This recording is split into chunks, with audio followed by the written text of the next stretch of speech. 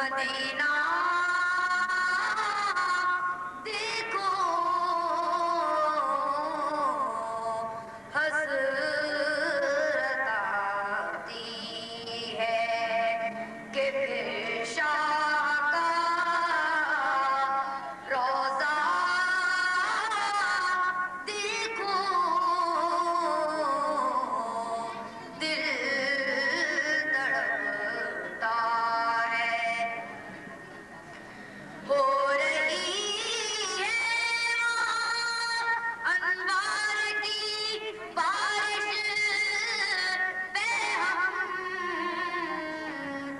ہو رہی ہے وہاں انوار کی بارش بے ہم اذن مل جائے تو میں جلوے طیبہ دیکھو حسرت آتی ہے وہ اصل موت ہے جو بے نبی میں آئے وہ اصل موت ہے جو بے نبی میں آئے زندگی کا بھی کوئی ایسا قرینہ دیکھو دل تڑپتا ہے یہ تو بس اس میں محمد کا ہے صدقہ نصرت یہ تو بس اس میں محمد کا ہے صدقہ نصرت جب یاد آئے مدینہ تو مدینہ دیکھو دل تڑپتا ہے کہ میں شہر مدینہ دیکھوں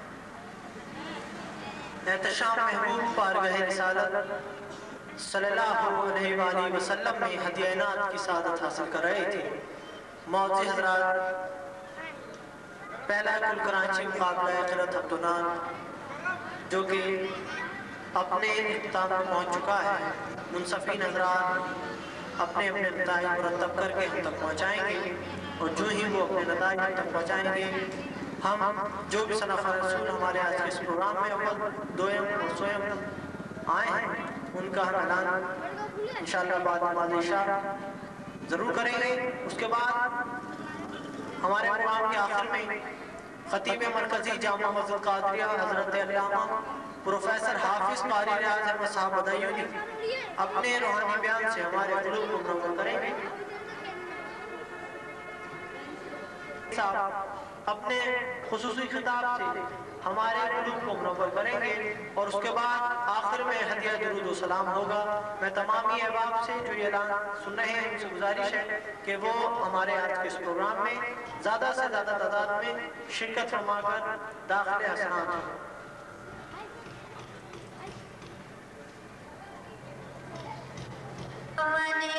آتے ہیں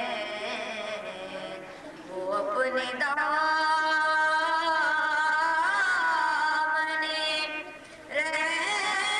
رحمت میں جب چھپاتے ہیں در حضور پہ جاتے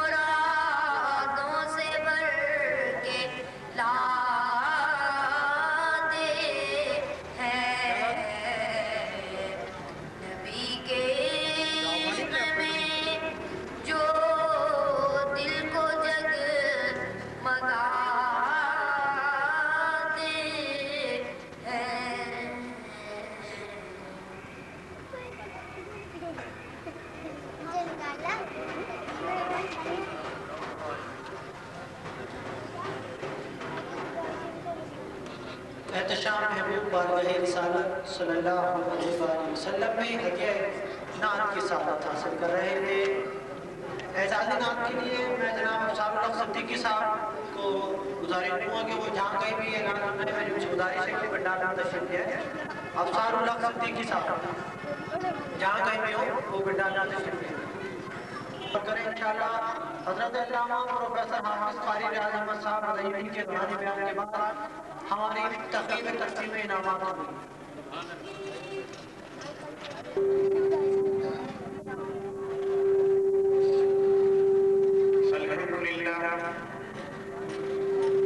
الحمدللہ وکفا سلام علی عبادہ الذین اصطفیٰ خصوصاً علی محمد المصطفیٰ وآلہ وصحبہ وأہل الصدق والصفا اما بعد فأعوذ باللہ من الشیطان الرجیم بسم اللہ الرحمن الرحیم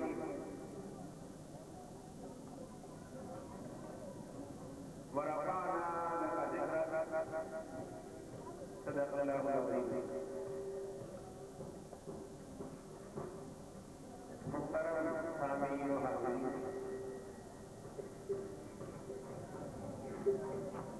یہ جلسہ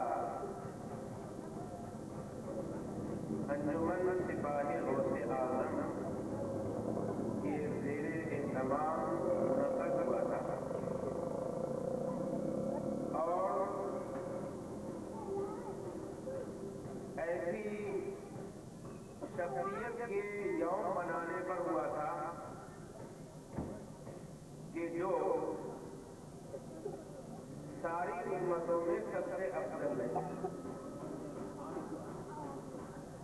نبیوں کے بعد ساری امتوں میں اول سے آخر تک سب سے افضل البشر ہے۔ وہ خلیفہ اول بلا فصل ہیں، ان کے بڑے مراتب، بڑے مناقب، بڑے فضائل ہیں جسے چند منٹ میں بیان نہیں کیا جا سکتا۔ انشاءاللہ میرے بعد، کہ میں تو چند منٹ کے لیے آپ سے باتیں کر رہا ہوں، میرے بعد حضرت مولانا گلدر صاحب معلوم ہوا کہ تشریف لا چکے ہیں، وہ بیان کریں گے۔ لیکن اتنا سا عرض کر دوں کہ خلیفہ اول بلا فصل رضی اللہ عنہ وہ ہیں کہ جن کی صحابیت اتنی بلند ہے کہ وہ صحابیت میں بے مثل و بے نظیر ہے۔ وہ اس طرح کہ کوئی صحابی ایسا نہیں ہے کہ جس کی چار پشتیں شرف صحابیت سے مشرف سوائے سیدنا صدیق اکبر رضی اللہ تعالیٰ عنہ، کہ آپ صحابی ہیں، آپ کے والد صحابی ہیں، آپ کے بیٹے صحابی ہیں اور آپ کے پوتے صحابی ہیں، اور اس شرف سے کوئی اور مشرف نہیں ہے۔ اور شاہ ولی اللہ رحمہ اللہ تعالیٰ فرماتے ہیں، کہتے ہیں کہ ایک اور بات ہے سیدنا صدیق اکبر رضی اللہ تعالیٰ عنہ جو کسی اور میں نہیں پائی جاتی، وہ یہ ہے کہ یہی وہ مسلمان ہیں کہ جنہوں نے ایام جاہلیت میں بھی، اسلام سے قبل بھی، وہ کوئی ایسا کام نہ کیا جسے اسلام نے آ کر منع کیا، جسے قرآن نے منع کیا، کوئی کام سیدنا صدیق اکبر رضی اللہ تعالیٰ عنہ نے ایام جاہلیت میں بھی نہیں کیا۔ وہ کہتے ہیں اس کا سبب کیا ہے؟ اور یہ تعریف صدیق اکبر رضی اللہ تعالیٰ عنہ ہی کی کیوں ہے؟ انہوں نے بڑا جواب دیا ہے، میں تو جملوں میں جواب دے رہا ہوں۔ وہ یہ کہتے ہیں جیسا کہ قرآن کہتا ہے منہا خلقناکم وفیہا نعیدکم ومنہا نخرجکم تارۃ اخرى، کہ جہاں کی مٹی ہوتی ہے وہیں ٹھکانے لگتی ہے۔ حضرت ابوبکر صدیق رضی اللہ تعالیٰ عنہ کہ جس میں اقدس کی جو مٹی تھی کہاں کی تھی؟ جہاں آپ کی قبر انور ہے۔ اور رسول کریم صلی اللہ علیہ وسلم کا جب نور اس دنیا میں بھیجا گیا تو اللہ نے ایک جسد خاکی بنایا ایک جسد خاکی بنایا نبی کریم صلی اللہ علیہ وسلم، وہ نور اس خاکی جسم میں رکھا، اور اس نور کا غلبہ یہ تھا کہ آپ کے جسم اقدس کا سایہ نہیں پڑتا۔ گویا رسول کریم علیہ السلام کے جسد خاکی کے لیے بھی مٹی اسی مقام سے لی گئی جہاں صدیق اکبر کے لیے مٹی لی گئی۔ شاہ ولی اللہ فرماتے ہیں کہ ابو بکر صدیق رضی اللہ تعالیٰ عنہ گویا ابھی انہوں نے جسد خاکی نہیں پہنا تھا کہ اس وقت بھی گویا ان کی مٹی رسول کریم علیہ السلام سے فیض حاصل کر رہی تھی۔ یہ وجہ تھی کہ انہوں نے ایام جاہلیت میں بھی کوئی ایسا کام نہیں کیا جسے قرآن نے یا اسلام نے یا احادیث نے یا ہمارے آقا سید عالم صلی اللہ علیہ وسلم نے منع فرمایا۔ یہ شرف بھی صرف سیدنا صدیق اکبر رضی اللہ تعالیٰ عنہ کو ہے، کسی اور کو نہیں۔ دوسری بات جو مجھے عرض کرنی ہے کہ اگر یہ سلسلہ جاری رہا طویل ہو جائے گا، وہ یہ ہے کہ یہ مقابلہ نعت اور مقابلہ حسن قرار، مقابلہ حسن قرار یہ کیا ہے؟ یہ انجمن سپاہی غوث اعظم، یہ چھوٹے بچوں کی انجمن ہے، یاد رکھیں۔ ہمارے یہاں ایک انجمن ہے نوجوان اہل سنت، اس میں نوجوان اور جو نوجوان سے چھوٹے ہوتے ہیں وہ کیا ہوتے ہیں؟ وہ انجمن سپاہی غوث اعظم ہوتے ہیں۔ یہ چھوٹے بچے تھے، انہوں نے دیکھا کہ 60 روزہ محفل ہمارے بڑے کرتے ہیں، تو انہوں نے مغرب بعد محفل کرنی شروع کر دی۔ انہی کا نام ہے سپاہی غوث اعظم، اور انہوں نے ہی یہ سب کچھ کیا ہے جو آپ دیکھ رہے ہیں۔ اگر ابتدا اتنی ایسی ہے تو انتہا کیسے ہوگی؟ سپاہی غوث اعظم کے جو والدین ہیں وہ خوش نصیب ہیں کہ ان کے بچے غوث اعظم کے سپاہی۔ مقابلے میں 3 نعت خواں ایسے ہیں جنہیں انعام دیا جائے گا، پہلا دوسرا تیسرا، 3 انعام۔ مگر اس سے یہ مراد نہیں کہ جنہوں نے دوسروں نے نعت پڑھی انہیں کوئی صلاحی نہیں ملا۔ اصل صلاح تو اللہ رب العزت کی جانب سے ملتا ہے اور اللہ کے محبوب سرور انبیاء صلی اللہ علیہ وسلم کی جانب سے ملتا ہے۔ یہ جو سلسلہ انعامات ہے یہ صرف یہ ہے کہ منصفین نے یہ دیکھا ہے کہ تلفظ کس کے زیادہ درست ہے، کس نے لفظ کو صحیح ادا کیا ہے۔ مثلا کوئی پڑھنے والا جہنم کو جہنم پڑھتا ہے تو جہنم تو کوئی لفظ نہیں، اصل کلمہ کو جہنم ہے، جہنم نہیں ہے، جہنم۔ لہذا جنہوں نے جہنم کہا مثلا مثال ہے ان کے نمبر کاٹ دیے، یا کسی نے اذان کو آذان کہہ دیا نمبر کٹ جائے، کسی کے آذان کہتے ہیں 2 کانوں کو اور اذان کہتے ہیں اس بلاوے کو جو نماز کے لیے آتا ہے۔ تو اذان میں اور آذان میں کتنا فرق ہو گیا؟ بس یہی چیزیں دیکھ کر منصفین انعام کا حقدار بناتے ہیں کہ کس نے صحیح الفاظ ادا کیے انہیں پہلا دوسرا تیسرا انعام دیا جاتا ہے۔ جنہیں انعام مل گیا انہیں چاہیے کہ وہ اور کوشش کریں، اور جنہیں انعام نہیں ملا وہ بھی کوشش کریں انعام لینے کی۔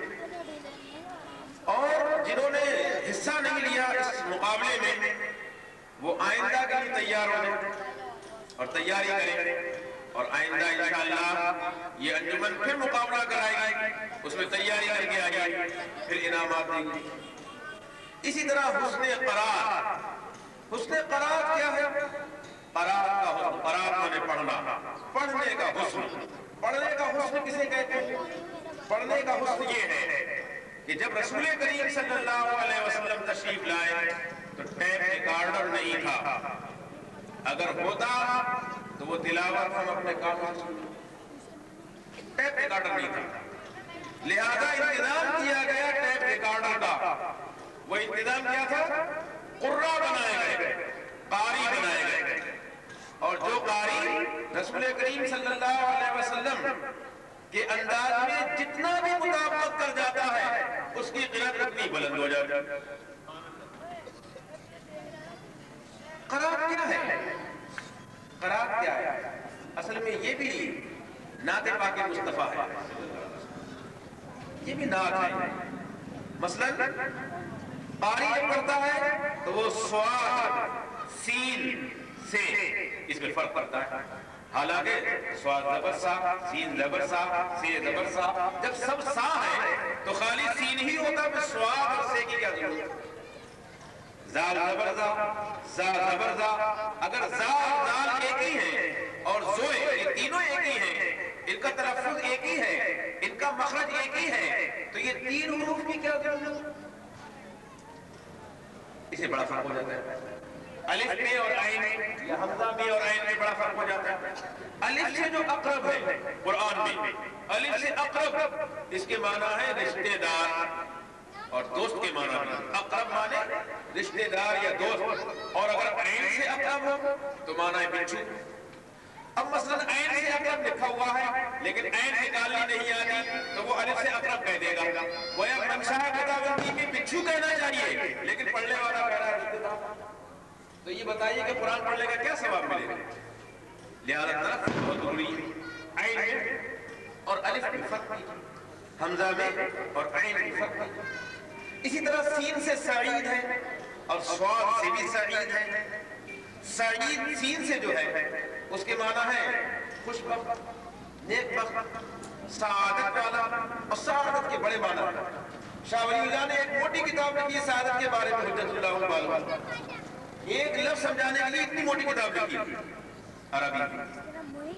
تو سعید کے معنی خوش بخت اور سعاد سے سعید ہو اس کے معنی ہے مٹی. اب بتائیے قرآن پڑھنے والا سعاد اور سین کا فرق نہ جانے تو جو خوش بخت کو مٹی کہے گا اور مٹی کو خوش بخت کہے گا تو قرآن پڑھنے کا ثواب کیسے ملے گا؟ پھر تو نہیں ملے گا. بہرحال اسی طرح سے سارے مخارج. پھر قرآن میں کہاں اخفا کرنا ہے، کہاں غنہ کرنا ہے، کہاں اظہار کرنا ہے. پھر اخفا کی قسمیں ہیں، اخفا کس کس انداز میں کرنا ہے، ادغام کہاں کرنا ہے، قلقلہ کہاں کرنا ہے، اخفا میں اور غنہ میں کیا فرق ہے، یہ تمام باتیں. بس جنہوں نے اس قانون پر زیادہ عمل کیا انہیں پہلا انعام مل گیا، اس سے کم کیا دوسرا ملا، اور اس سے کم کیا تیسرا ملا، باقی کو چھوڑ دیا. جنہیں چھوڑ دیا وہ کوشش کرے کہ حسن قرات ان کا اور اچھا ہو. تو قرات بھی اصل میں نعت پاک مصطفیٰ صلی اللہ علیہ وسلم، یعنی حضور علیہ السلام کے انداز تلاوت کا نام قرات ہے. بلکہ قرآن ہی نعت پاک مصطفیٰ. قرآن کے معنی بار بار پڑھا ہوا کلام اللہ ہے، کلام مجید ہے، لیکن اس کا نام رکھا قرآن. نام تو بہت ہے لیکن عام نام معروف نام ہے قرآن. قرآن معنی پڑھا ہوا کس کا؟ اللہ کا. اللہ تو نہیں پڑھتا. اور بار بار یہ بار بار پڑھا ہوا ہے میرے آقا صلی اللہ علیہ وسلم کا. حضور علیہ السلام نے اس کو بار بار پڑھا تو اللہ نے اس کا نام قرآن رکھ دیا. تو قرآن خود یہ لفظ بھی نعت مصطفیٰ صلی اللہ علیہ وسلم ہے. اور نعت کہتے ہیں صفت پر، اور نعت نبی کے معنی ہے کہ نبی صلی اللہ علیہ وسلم کی صفت. اور ایک تو وہ نعت ہے کہ جو بیان کرتی ہے، بلکہ مسلمان کی ہر ادا نعت ہوتی ہے. دیکھیے آپ نماز پڑھتے ہیں، نعت کے معنی صفت، اور صفت بھی کس کی؟ حضور صلی اللہ علیہ وسلم. اب آپ نے نماز پڑھی، عشاء کی نماز میں آپ گئے، آپ نے 4 فرض پڑھے، 4 بار الحمد پڑھی، 4 فرضوں میں 4 رکوع کیے، 8 سجدے کیے. آپ یہ سوچیں کہ چلو بھائی آج 5 رکعت پڑھ لیتے، 5 الحمد ہو جائیں گی، 5 رکعتیں ہو جائیں گی، 5 رکوع ہو جائیں گے، 10 سجدے ہو جائیں گے، ثواب زیادہ ہو جائے گا، اللہ کا نام زیادہ لیں گے. مگر اللہ تعالیٰ اس نماز کو لوٹا دیتا ہے، رد کر دیتا ہے. وہ نماز قبول نہیں ہوتی اگر آپ نے عشاء کے 5 فرض پڑھے. کیوں؟ اس لیے کہ اللہ یہ چاہتا ہے کہ جو نماز میری پڑھو وہ صفت مصطفیٰ میں ہو، وہ نماز ہو جو رسول کریم صلی اللہ علیہ وسلم نے پڑھ کر دکھائی. اگر انہوں نے 4 پڑھے ہیں رکعتیں تو 4 رکعتیں پڑھو، 2 پڑھیے تو 2 پڑھو، 3 پڑھیے تو 3 پڑھو. جس انداز میں انہوں نے نماز پڑھی ہے اس انداز میں پڑھو تو نماز نماز ہے، اور اگر اس سے ذرا بھی ہٹ گئے نماز خراب ہے۔ اب دیکھیے نماز کو عربی میں یا قرآن کی زبان میں کہتے ہیں صلاۃ، صلاۃ، اور صلاۃ کے معنی ہے درود، صلاۃ کے معنی درود ہے۔ آپ کہتے ہیں بھائی مسجد میں صلاۃ ہو گئی، جماعت میں 10 منٹ رہ گئے، صلاۃ ہو گئی، صلاۃ معنی درود۔ تو چونکہ نماز میں ہم الحمد بھی پڑھتے ہیں، رکوع بھی کرتے ہیں، سجدہ بھی کرتے ہیں، قرآن بھی پڑھتے ہیں اور درود بھی پڑھتے ہیں۔ اللہ کو درود اتنا پسند ہے کہ اللہ تعالیٰ نے پھر اس پوری نماز کا نام صلاۃ ہی رکھ دیا، یعنی درود۔ جیسے سورہ بقرہ ہے، سورہ بقرہ میں بہت سے مضامین ہیں، لیکن ایک بقرہ یعنی ایک گائے کا ذکر ہے جو اللہ کے ولی کی گائے تھی، تو اللہ نے اس ولی سے نسبت ہو گئی ایک گائے کو، لہذا اس سورت کا نام سورہ بقرہ پڑا گیا۔ یا اور سنتے ہیں سورہ لقمان، سورہ لقمان میں بھی کئی مضامین ہیں، لیکن حضرت لقمان اللہ کے پیارے تھے لہذا اس سورت کا نام بھی سورہ لقمان ہو گیا، پیاروں کی نسبت سے۔ اسی طرح نماز میں بہت سی چیزیں ہیں جو ہم پڑھتے ہیں، لیکن چونکہ درود بھی پڑھتے ہیں اور درود اللہ کا بہت پیارا ہے، اس لیے اللہ نے اپنی نماز کا نام بھی صلاۃ یعنی درود رکھ دیا۔ تو گویا نماز بھی تعریف مصطفیٰ ہے، نعت پاک مصطفیٰ صلی اللہ علیہ وسلم۔ ہم کہتے ہیں کہ جب رکوع کرو تو کمر اور سر ایک سطح پر ہو، کیوں؟ اس لیے کہ یہی صفت مصطفیٰ ہے، یہی نعت مصطفیٰ ہے صلی اللہ علیہ وسلم۔ حضور علیہ السلام اسی طرح سے رکوع کیا کرتے ہیں، اس طرح سجدہ کرو، اس طرح قیام کرو، اس طرح جلسہ کرو، اس طرح قوما کرو، یہ کس طرح جیسے حضور علیہ السلام نے کیا۔ تو یہ سب نعت ہے۔ نعت شعر کے اندر، الفاظ کے اندر مسلمانوں نے پڑھی، لکھی، غیر مسلموں نے لکھی، لیکن مسلمان کی شان یہ ہے کہ وہ نعت لکھتا بھی ہے اور کردار سے بھی صفت مصطفیٰ کو اپناتا ہے، حضور علیہ السلام کے اخلاق کو اپناتا ہے، عادات کو اپناتا ہے، سیرت کو اپناتا ہے، نمازوں کو اپناتا ہے، اور اس طرح سے وہ کردار میں پیش کرتا ہے کہ دیکھو میں ایسا نعت خواہ ہوں کہ اپنے کردار میں نعت مصطفیٰ یا صفت مصطفیٰ کو پیش کر رہا ہوں۔ اور جتنا عشق بڑھتا جائے گا اس نعت خواہ کا انداز بھی بدلتا جائے گا۔ جیسے اعلیٰ حضرت فاضل بریلوی بڑے نعت خواہ ہیں، بڑے نعت خواہ ہیں، بڑے عاشق رسول ہیں، ان کا عشق اتنا بڑھا کہ جب وہ سویا کرتے تھے تو اپنے ہاتھوں کو پیروں کو موڑ کر لفظ محمد بنا لیا کرتے تھے، پھر سوتے تھے۔ یہ اس عشق کی بڑی ہوئی بات یا اس محبت کی بڑی ہوئی بات۔ بہرحال تو میں نے یہ بات عرض کی کہ جو انعامات دیے جا رہے ہیں وہ کچھ قنینے کے ساتھ، جن کے تلفظ زیادہ درست ہیں، جنہوں نے الفاظ میں درستگی پیش کی، صحیح انداز میں پڑھ دیا، انہیں انعام دے دیا۔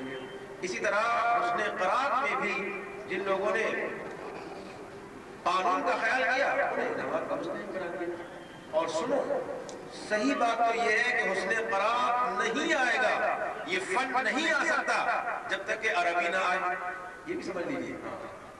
عربی کا آنا بھی ضروری ہے۔ اس کی کیا وجہ ہے؟ اس کی وجہ یہ ہے کہ بعض آیتیں ادھوری چھوڑتے تھے، پھر کہاں سے پڑھنی چاہیے؟ آگے کا حصہ پڑھیں یا پچھلا ایک لفظ لیں یا دو لیں، یہ جب بات سمجھ میں آئے گی جب عربی زبان بھی آ گئی کچھ۔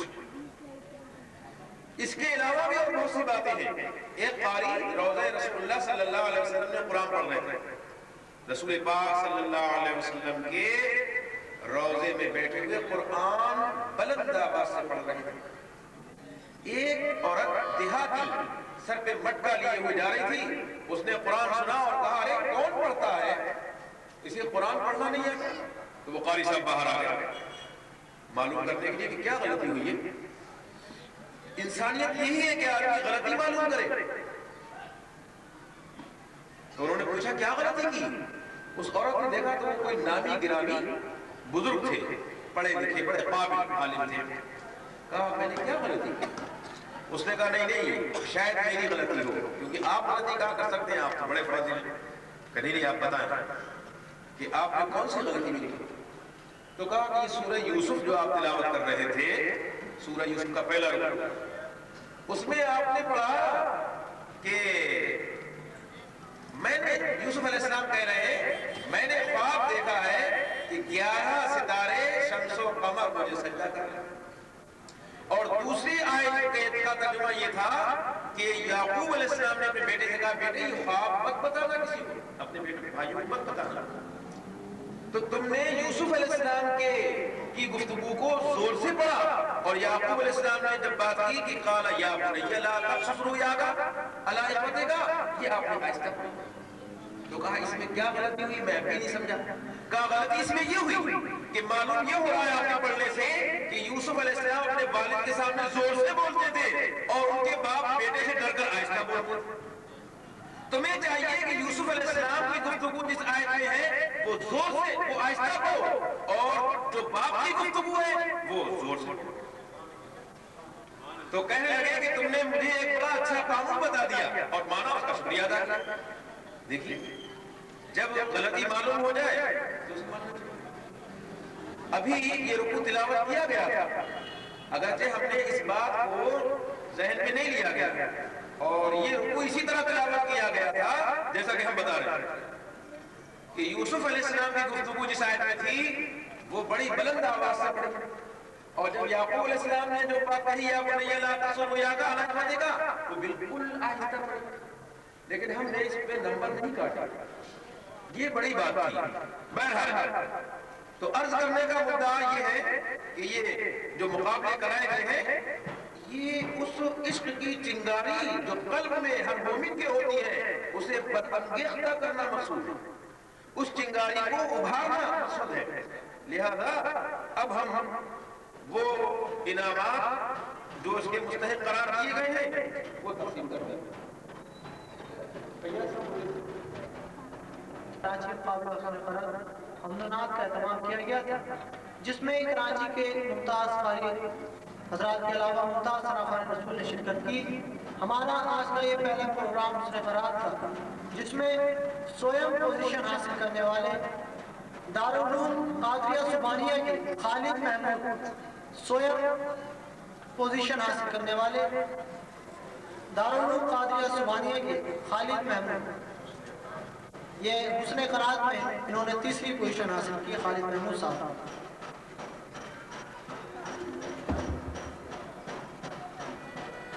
دارالعلوم امجدیہ سے دوسرے انعام کے حقدار جناب حمید اللہ صاحب، قاری حمید اللہ صاحب. پہلے انعام کے حقدار پائے جناب عبدالغفار صاحب، جو کہ ہمارے اس پروگرام میں جا چکے ہیں، ان کے انعامات ان تک پہنچا دیے جائیں گے. اور مقابلہ نعت خوانی کے جو نتائج ہم تک موصول ہوئے وہ میں آپ کو پہنچا رہا ہوں. جناب دارالعلوم شمس الاسلام کے جناب محمد اسماعیل، دارالعلوم شمس الاسلام کے محمد اسماعیل جو کہ حسن قرات میں 4واں پوزیشن حاصل کی. معزز حضرات مقابلہ نعت خوانی کے نتائج ہم تک پہنچ چکے ہیں اور ان کا میں اعلان کر رہا ہوں. خصوصی انعام خصوصی انعام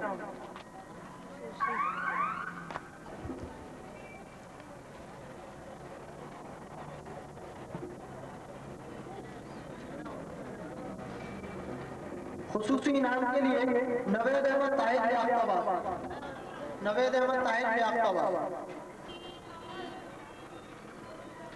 خصوصی انعام کے لیے لیاقت آباد سے افتخار بیگ لیاقت آباد. خصوصی انعام کے لیے مدرسہ مناظر القرآن سے محمد علی، مدرسہ مناظر القرآن وہ نہیں ہے، ان کا جو انعام ہے ان تک پہنچا دیا جائے گا. خصوصی انعام کے لیے وقاص معین الدین، وقاص معین قاسمی، شاہ فیصل کالونی نمبر 5 سے وقاص معین قاسمی خصوصی انعام کے حقدار.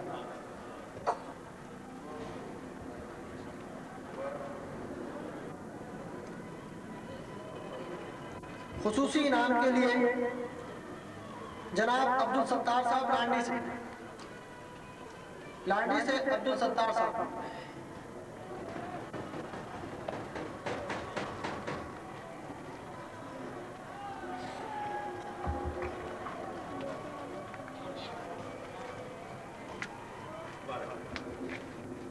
ہمارے آج کے اس پروگرام میں چوتھا انعام حاصل کرنے والے سرفراز سعید طاہر،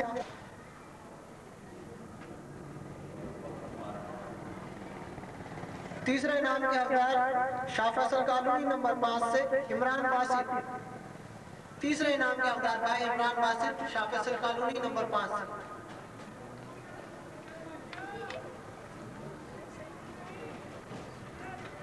عمران باسط شاہ فیصل کالونی نمبر 5 سے تیسرے انعام کے حقدار بھائی۔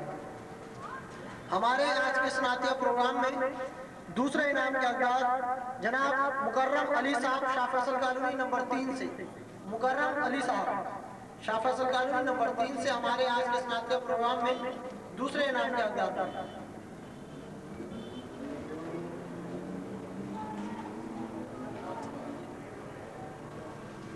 اور بہت سے حضرات، آخر میں ہمارے آج کے سناتیہ پروگرام میں پہلے نمبر پر آنے والے نازم آباد نمبر 2 سے جناب کاشف مرتضیٰ صاحب، کاشف مرتضیٰ صاحب نازم آباد نمبر 2 جنہ کالج سے ہمارے آج کے سناتیہ پروگرام میں پہلے انعام کے حقدار پر آئے۔ جناب کاشف مرتضیٰ صاحب ہمارے آج کے سناتیہ پروگرام میں انہوں نے پہلا انعام حاصل کیا۔ معزز حضرات، اب میں انجمن سپائے غوث اعظم کے معزز حضرات خصوصی نام کے لیے ہمارے کراچی کے اور خاص کر ہمارے کالونی شاہ فیصل کالونی نمبر 5 کے ممتاز سرافان رسول جناب احتشام محبوب صاحب، خصوصی انعام کے لیے جناب احتشام محبوب صاحب۔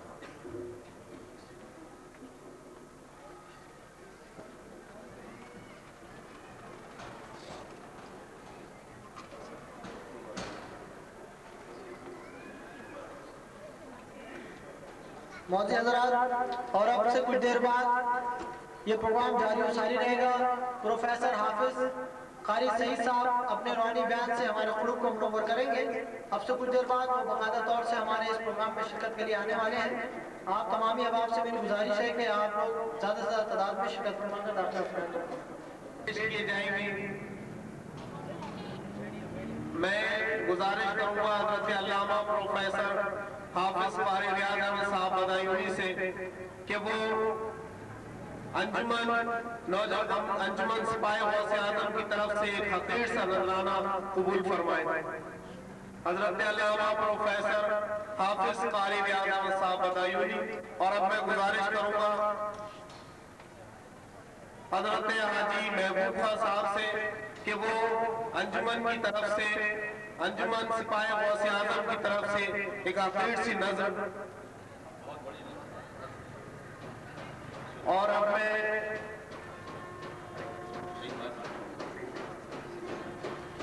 ہمارے ساتھی منصف جناب سعید واسی صاحب، رشید واسی صاحب جو ہمارے ساتھ جنہوں نے منصف کے فرائض انجام دیے، بڑی مسرت کے ساتھ اعلان کر رہے ہیں کہ آج کی اس محفل کے کارکنان عظیم نے ان کے لیے خصوصی انعام کا اہتمام کیا ہے۔ تو جناب رشید واسی صاحب سے درخواست کر رہا ہوں کہ وہ تشریف لائیں اور اپنا یہ انعام وصول فرمائیں۔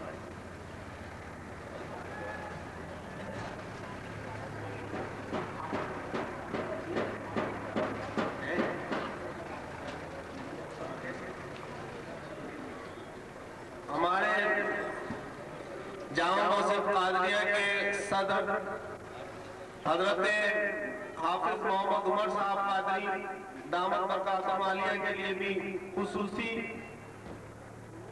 انعام کا اہتمام کیا ہے۔ حافظ صاحب یہاں موجود نہیں ہے، یہ انعام ان تک پہنچا دیا جائے گا۔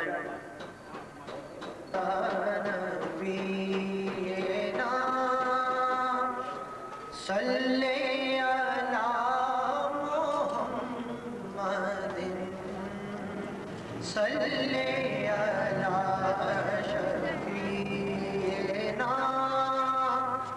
صلی علی محمد۔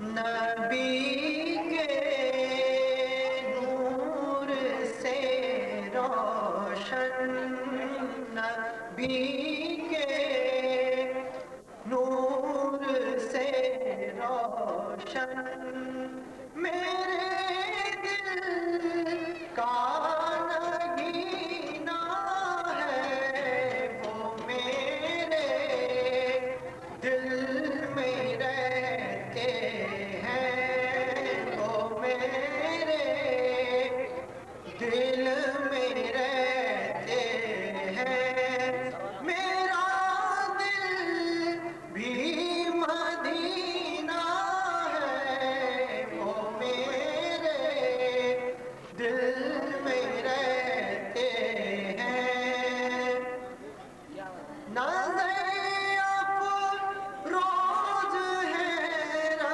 رنگینیاں پہ دوست کی، لیکن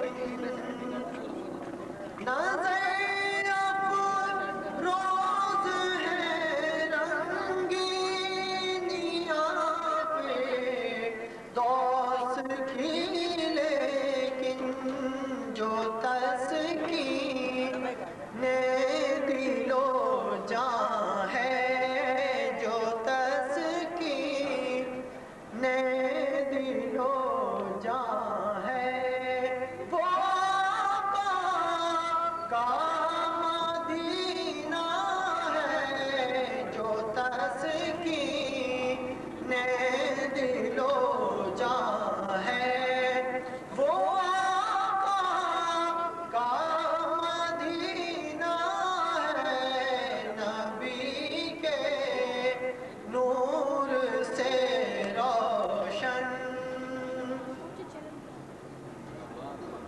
ہمیں خطرہ نہیں کوئی نیازی ڈوب جانے کا، ہمیں خطرہ نہیں کوئی نیازی ڈوب جانے کا، کہ ہم جس میں بیٹھے وہ، کہ ہم جس میں بیٹھے وہ محمد کا سفینہ ہے، کہ ہم جس میں بیٹھے وہ محمد کا سفینہ ہے، نبی کے نور سے روشن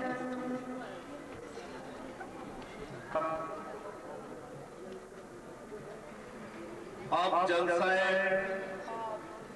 عید میلاد النبی صلی اللہ علیہ وآلہ وسلم کے سلسلے میں انجمن سپاہی غوث اعظم کے زیر اہتمام آج اس محفل کو یہ شرف حاصل ہے کہ حضرت سیدنا ابو بکر صدیق رضی اللہ تعالیٰ عنہ کے کا یوم منانے کے لیے اس یوم کی مناسبت سے ہماری انجمن سپاہی غوث اعظم نے یہ اہتمام کیا ہے، کل پاکستان کل کراچی مقابلہ حسن قرات و حمد و نعت کا، جس کے نتائج جس کے انعامات آپ تمام حضرات ہی دیکھ چکے ہیں اور سن چکے ہیں۔ اب ہم نے کچھ مقررین حضرات کو دعوت دی تھی، اس سلسلے میں ہماری کالونی کے ممتاز پروفیسر حضرت مولانا محمد سعید صاحب مدظر اللہ العالی اور حضرت مولانا محمد رمضان بلتا صاحب بھی یہاں تشریف رکھتے ہیں۔ ہم ان حضرات سے گزارش کریں گے کہ وہ وقفے سے اپنے روحانی بیان سے ہم تمام ہی کے قلوب کو منور فرمائیں۔ تو میں دعوت خطاب کے لیے گزارش کر رہا ہوں حضرت مولانا پروفیسر محمد سعید صاحب رضی اللہ علیہ سے کہ وہ اپنے خیالات عالیہ کا اظہار کریں. حضرت مولانا پروفیسر محمد سعید صاحب رضی اللہ علیہ. نعرہ تکبیر، اللہ اکبر، نعرہ رسالت، یا رسول اللہ. نحمده ونصلي على رسوله الكريم. أما بعد فأعوذ بالله من الشيطان الرجيم. بسم الله الرحمن الرحيم. محمد رسول الله والذين معه صدق الله العظيم. في شان حبيبه الكريم. إن الله وملائكته يصلون على النبي يا أيها الذين آمنوا صلوا عليه وسلموا تسليما. اللهم صل على سيدنا ومولانا محمد معدن الجود والكرم وعلى آله وبارك وسلم. حمد اور صلاۃ کے بعد میرے بعد احترام حضرت علامہ مولانا محمد رمضان بودکر، حضرت علامہ پروفیسر حافظ قاری ریاض احمد بلایونی صاحب، معززین اور جو شیلے نوجوانوں اور پیارے بچے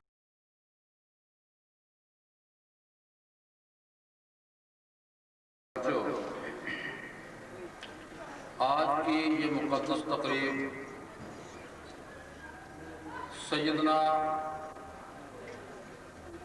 حضرت ابوبکر صدیق رضی اللہ تعالی عنہ کی مدحت میں، ان کی شان میں انجمن سپاہ غوث اعظم رضی اللہ تعالی عنہ کی زیر اہتمام جنوبی کالونی 5 نمبر کی آخری چورنگی میں منعقد کی گئی. اللہ کی بارگاہ میں میری دعا ہے کہ اللہ تعالیٰ اس مقدس محفل کو اپنی بارگاہ مقدسہ میں منظور فرمائے، اور جن حضرات نے اس محفل کے انعقاد کے سلسلے میں دام میں، در میں، خط میں، سخن میں اس طرح بھی حصہ لیا ہے، اے اللہ تو ان کے حصے کو اپنی بارگاہ مقدسہ میں منظور فرما اور اس کا اجر عظیم عطا فرما، اور اس کے صدقہ جلیلہ سے ہمارے اس علاقے پر اپنی رحمت کا نزول فرما. اور یقیناً الذکر الانبیاء من العبادت و ذکر الصالحین کفارا، انبیاء کرام کا ذکر و اذکار عبادت ہے، جبکہ اولیاء اعظم اللہ والوں کا ذکر و اذکار گناہوں کا کفارہ ہے. لیکن عام اولیاء اللہ کے یہ سرخیل ہیں، یعنی سلسلہ ولایت جن کو ہم سلسلہ نقشبندیہ کہتے ہیں، وہ سیدنا حضرت ابوبکر صدیق رضی اللہ تعالیٰ عنہ سے متعلق ہے، وہاں سے جاری اور ساری. تو پتہ یہ چلا کہ یہ عام ولی نہیں بلکہ اولیاء اللہ کے یہ سرخیل ہیں. ان کا ہم تذکرہ کریں گے تو یقیناً اللہ تعالیٰ ان کے تذکرے سے ہمارے گناہوں کو معاف فرما دے گا. قرآن حکیم نے ایک بات کہی ہے، محمد الرسول اللہ والذین معہ، محمد صلی اللہ تعالی علیہ وسلم اللہ کے رسول ہیں، اور وہ جو آپ کے ساتھ ہیں، والذین معہ، اور وہ لوگ جو آپ کے ساتھ ہیں. اب ذرا یہ خیال فرمائیے گا، بچپن میں آپ کے ساتھ کون ہے، جوبن میں آپ کے ساتھ کون ہے، مکہ معظمہ میں آپ کے ساتھ کون ہے، مدینہ پاک میں آپ کے ساتھ کون ہے. ذرا یہ خیال فرمائیے گا، غزوہ بدر میں آپ کے ساتھ کون ہے، غزوہ احد میں آپ کے ساتھ کون ہے. ذرا یہ خیال فرمائیے گا، مختلف اوقات میں آپ کے ساتھ کون ہے، یہاں تک کہ دنیا سے آپ صلی اللہ علیہ وسلم تشریف لے جا رہے ہیں تو اس وقت آپ کے ساتھ کون ہے. ذرا یہ خیال فرمائیے گا، مختلف اوقات میں آپ کے ساتھ کون ہے، یہاں تک کہ دنیا سے آپ صلی اللہ علیہ وسلم تشریف لے جا رہے ہیں تو اس وقت آپ کے ساتھ کون ہے. ذرا یہ خیال فرمائیے گا، پاس کام ہے. میں یہ کہتا ہوں اب اس وقت حضور علیہ السلام کی قبر انور کے ساتھ کس کی قبر ہے؟ تو آپ کو اس کا ایک ہی جواب ملے گا کہ یہ تمام تر جو تعلق رکھنے والے ساتھ ساتھ ہیں. قرآن جن کا اعلان کر رہا ہے والذین معہ، وہ صدیق اکبر رضی اللہ تعالی عنہ کی ذات بابرکاتہ. تو میں یہ عرض کر رہا ہوں ان کی ایک بات محبت رسول میں دیکھیے، عشق رسول کی اس منظر پر فائد ہے کہ شاق رسول صلی اللہ تعالی علیہ وسلم ان کی اس بات کو دیکھتے ہیں تو وجد کرتے ہیں. حضور نبی کریم صلی اللہ تعالی علیہ وسلم کی ہمیشہ آپ حمایت میں رہے اور مکہ چھوڑ کر مدینہ پاک تشریف لے گئے آپ صلی اللہ تعالی علیہ وسلم کے ساتھ. پہلا معرکہ جو مسلمانوں نے کفر کے خلاف کیا تھا، جس کو ہم بدر کے نام سے یاد کرتے ہیں، اس غزوہ بدر میں باپ بیٹے کے سامنے آ گیا تھا، بیٹا باپ کے سامنے. کچھ لوگ کفر کی حالت میں، کچھ اسلام کی حالت میں، اور ان کا خونی رشتہ بڑا گہرا ہے، لیکن اسلام نے درمیان میں ایک دیوار کھڑا کر دی ہے کہ جو لا الہ الا اللہ کا کہنے والا ہے وہ محمد رسول اللہ کا ساتھی ہے، جو لا الہ الا اللہ کا انکار کرتا ہے وہ ابو جہل کا ساتھی ہے. یقیناً یہ ایک بار کا ہوا ہو گیا. ذرا خیال فرمائیے گا کہ اس کو ایک عرصہ گزر گیا. حضرت ابوبکر صدیق رضی اللہ تعالیٰ عنہ، ان کے صاحبزادے حضرت عبد الرحمن رضی اللہ تعالیٰ عنہ ایک موقع پر اکٹھے بیٹھے ہوئے. جنگ بدر اور پچھلی جو بھی باتیں تھی وہ بات بیٹا دہرا رہے ہیں. انہی باتوں میں ایک بات آئی، اے ابا جان، یعنی حضرت عبد الرحمن اپنے والد محترم حضرت ابوبکر صدیق رضی اللہ تعالی عنہ سے بات کر رہے ہیں. اے ابا جان، ذرا خیال کیجیے گا جب وہ بدر کا بڑا مقابلہ ہوا تھا، رن بڑا جنگ و جدل ہوئی تھی، اس وقت اے ابا جان میری تلوار کے نیچے آپ آ گئے. بس والد کی محبت میں جوش مارا تو میں نے اپنی تلوار کو پیچھے کر لیا، ورنہ اس کو بڑا اچھا موقع تھا کہ بیٹے کے ہاتھوں باپ قتل ہو جاتا. حضرت ابوبکر صدیق رضی اللہ تعالیٰ عنہ والد کی صورت میں حضرت عبد الرحمن اپنے بیٹے کی اس بات کو بڑے غور سے سنتے رہے اور اس کے بعد آپ نے فرمایا، بیٹا آپ کو ہاتھ میں تلوار تھی، آپ چلانا چاہتے چلا سکتے، لیکن آپ یہ بتا رہے ہیں کہ باپ کی محبت میں نے اپنی تلوار کو پیچھے کر لیا. بیٹا یاد کرو اس وقت کو کہ اگر میری تلوار کے نیچے آپ آ جاتے، یعنی باپ کے تلوار کے نیچے بیٹا آ جاتا، اے عبد الرحمن تم آ جاتے، تو ذرا خیال کرنا میں اپنے لڑکے کی محبت میں تلوار کو پیچھے نہ کرتا، اس لیے کہ آپ میرے آقا کے خلاف میدان جنگ میں آ گئے. حضرت ابوبکر صدیق رضی اللہ تعالیٰ عنہ کا اس موقع پر یہ خطاب اس بات کی علامت ہے یا ان کا فتویٰ یہ ہے کہ جو لا الہ الا اللہ کے خلاف آئے گا حضرت ابوبکر صدیق رضی اللہ تعالیٰ عنہ کی تلوار اس کا فیصلہ کرے گا. دوسرا ان کا یہ فتویٰ ہے کہ حضرت ابوبکر صدیق رضی اللہ تعالیٰ عنہ یہ فرما رہے ہیں عشق مصطفیٰ محمد رسول اللہ صلی اللہ علیہ وسلم کی محبت میں اولاد کو قربان کیا جا سکتا ہے. پھر آپ نے یہ ایک درس کیا ہے کہ لا الہ الا اللہ یہ ایسا نظریہ ہے جو باپ سے بیٹے کو جدا کر دیتا ہے، بیٹے کو باپ سے جدا کر دیتا ہے. لا الہ الا اللہ یہ ایسا نظریہ ہے جس کا محمد رسول اللہ نے اعلان کیا، یعنی حضور نبی کریم رؤوف الرحیم علیہ السلام نے ایک نظریہ دیا ہے.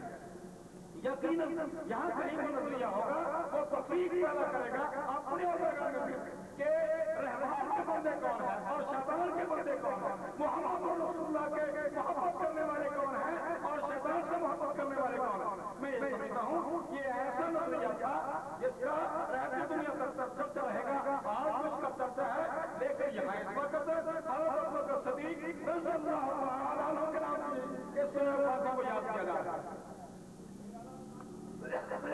تو میں یہ کر رہا تھا کہ حضرت سیدنا ابوبکر صدیق رضی اللہ تعالیٰ عنہ کی اگر مقدس زندگی کو آپ دیکھیں گے تو واقعہ یہ محمد رسول اللہ والذین معہ، وہ لوگ جو آپ کے ساتھ، میں یہ سمجھتا ہوں کہ یہاں کہیں حضور نبی کریم رؤوف الرحیم علیہ السلام کا تذکرہ خیر ہوتا ہے تو وہاں پر حضور علیہ السلام کے سچے عاشق سیدنا صدیق اکبر رضی اللہ تعالیٰ عنہ اور وہ سے فرمائیے رضی اللہ تعالیٰ عنہ، ان کا تذکرہ خیر ہوتا ہے۔ یقیناً ہم آپ اس وقت اس محفل میں سیدنا صدیق اکبر رضی اللہ تعالیٰ عنہ کے تذکرہ خیر کو سماعت کے لیے سننے کے لیے سب حاضر۔ دیکھیے گا حضرت علامہ مولانا محمد رمضان بلطر صاحب بڑے اچھے مقرر مجھے تشریف فرما ہے اور یقیناً یہاں تک میری آواز پہنچ رہی ہے۔ ہمیں چاہیے کہ ہم جلسہ گاہ میں پہنچیں اور بڑی توجہ کے ساتھ سماعت کریں۔ تو اس کے علاوہ اپنے مولانا فیض صاحب بھی تشریف رکھتے ہیں، وہ بھی آ رہے ہیں قاضی مسجد سے۔ تو علماء کرام یہ مختصر سا یا اپنی طبیعت کے مطابق انشاءاللہ تعالی حضرت سیدنا صدیق اکبر رضی اللہ تعالی عنہ کی شان کو یقیناً کہیں گے جو ہمارے لیے باعث برکت اور اس علاقے کے لیے افتخار اور ہمارے گناہوں کا سبب بنتا چلا جائے۔ اے اللہ ان جوانوں کی ہمت کو ان علماء کرام کی عمر میں یہ سب میں برکت عطا فرما۔ وما علینا الا البلاغ المبین۔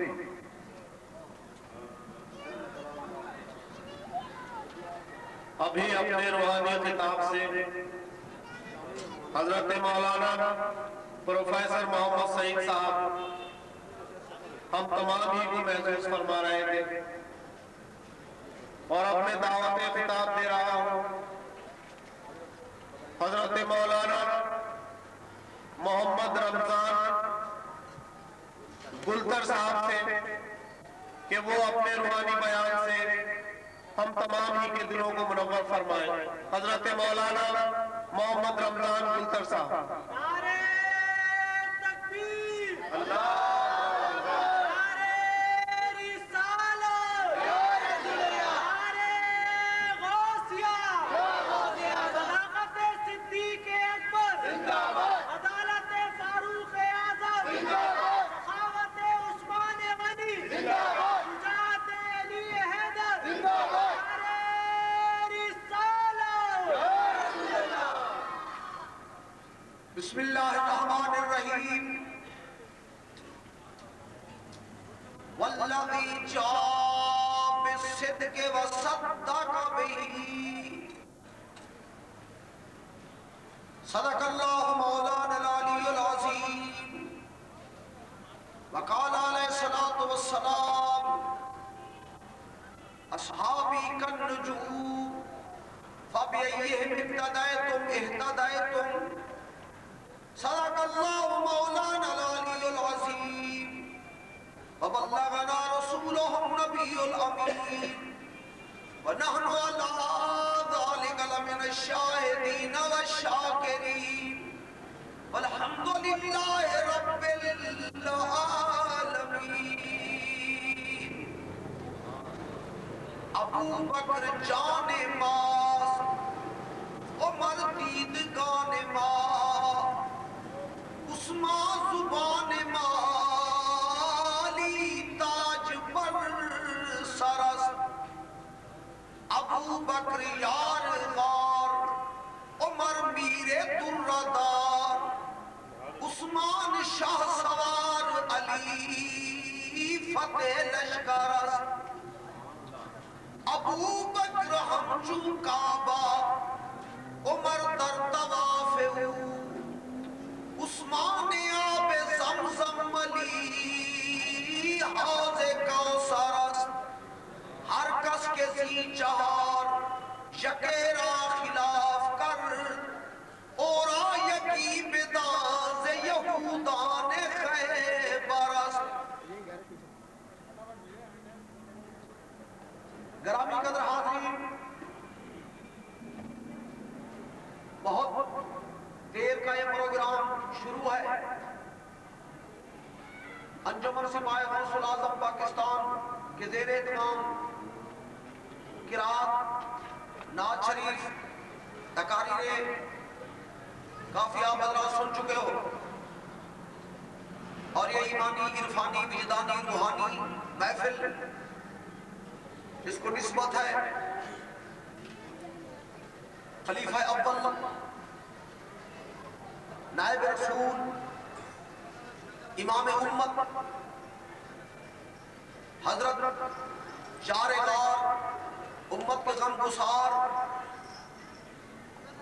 محبوب پروردگار حضرت سیدنا ابو بکر صدیق رضی اللہ تعالیٰ عنہ سے اور ان کی ابتدا اظہار ان کا علم لدنی محبت رسول بڑے وقت کی ضرورت ہے. حاضری لگانے کے لیے میں کھڑا ہوا ہوں من کے مصطفیٰ گولتر اور حضرت علامہ مخدوم اہل سنت پروفیسر محمد سعید صاحب نے بھی حاضری دی ہے. اور پھر ان سب سے بڑھ کر ہمارے محبوب محترم علامہ بدائری صاحب دامت برکاتہ العالیہ بھی خطاب فرما چکے ہیں. صحابہ کرام مسلمانوں کے عقائد میں جس قرآن اور حدیث میں جس طرح الوہیت کے دلائل ہیں اس طرح نبوت کے دلائل ہیں اور اس طرح صحابہ کرام کی حقانیت کے دلائل ہیں. جس نوعیت کے پھر کل صحابہ بحیثیت صحابہ امام جلال الدین سیوطی رحمت اللہ علیہ الحاوی الفتاوی میں فرماتے ہیں کہ کلہم عدول سب کے سب عادل ہیں. اور اللہ کے نبی